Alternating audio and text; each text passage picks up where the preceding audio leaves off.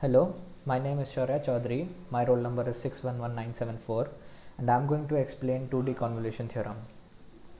According to 2D convolution theorem, if we have two signals f of xy and of h of xy in two dimensions, the convolution of these two signals would be summation of the two dimensions that we have for those signals and the multiplication of the signals with the second signal delayed by a certain factor x and y, where x and y is values from 0 to m minus 1 and y are values 1 from n minus 1. For one period of a 2D periodic sequence, the convolution equation is as above, this equation. But for the entire period, the 2D convolution would be the equation that is given below, where the double equals to represents the left a Fourier transform pair, which is indicated by the left and right sides of the equation of the expression.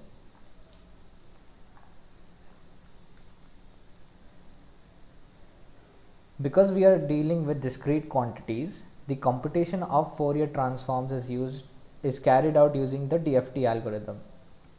If we elect to compute the spatial convolution, we should use IDFT of the product of the two transforms. And while we calculate IDFT, we should also take care of the periodicity issues that might happen for the signals. What we'll do is we'll give a 1D example of this theorem, and then we'll extend the conclusions to a two variable system.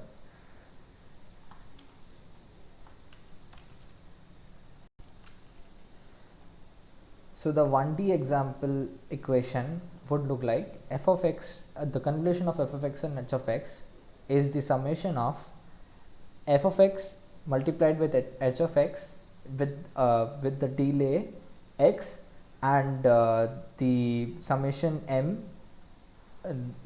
that is being subtracted from the delay. Now this equation is identical to the previous equation, but the requirement on this should be that the displacement or the delay that we are adding to the signal should be so large that it causes the flipped version of h over the flipped version of h, which is indicated by this particular signal, should completely go past f. The convolution procedure is the same, but the two functions now are periodic. So what we have to do is we'll need to convolve around the periodic functions so that the convolution itself becomes periodic. If the period of the signals are close, they would start to interfere with each other, and they'll cause an error called the wraparound error, which will interfere with our convolution that we receive. Now coming to the example 4.28, in this example, this section explains what the diagram is about. This matrix here, and I'll try to repeat this matrix, is the order of the figures.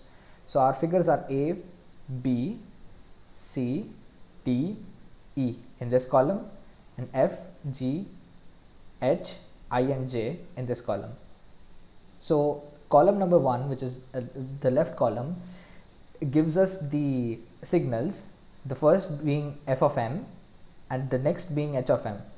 Now h of when we need to calculate the convolution, we need to take h of minus m, which is a signal which is periodically towards the towards the left of the y axis, and then we are going to add the displacement or the delay, which is x. So we'll now that we have h of x minus m, this and this signal together, we'll calculate the convolution and we'll receive the output as this signal.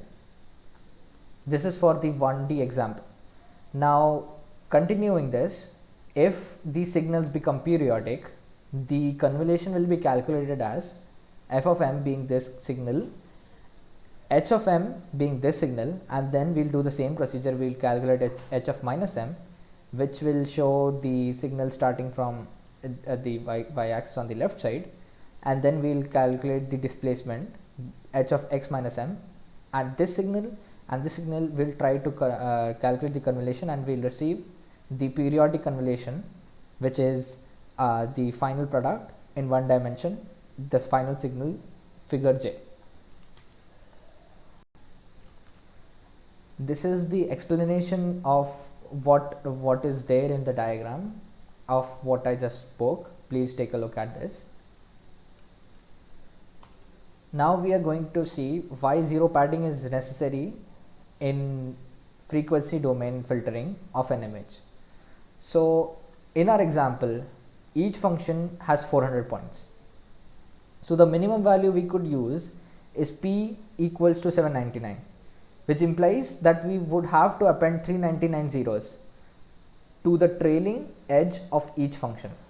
To get 799, we'll have to add 399 to each of the trailing edge of the function to get 799.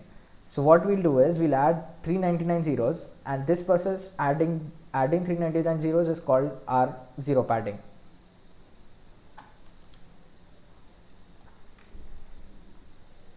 In the previous example, note how the how the adjacent periods in figure J would be causing wraparound error within the periodical waves in the convolution. To avoid this kind of errors, the wraparound error, we have to use zero padding, and wraparound error in their circular convolution can be avoided by padding these functions with zeros. So if we apply zero padding to the functions, we can avoid the wraparound error. This is the example where we add zeros to the functions f of x y. It is if x is in the range 0 to a minus 1 and y is in the range 0 to b minus 1, we'll take f of x y, otherwise we'll take it as 0. The same with h, and we'll calculate our results. Thank you.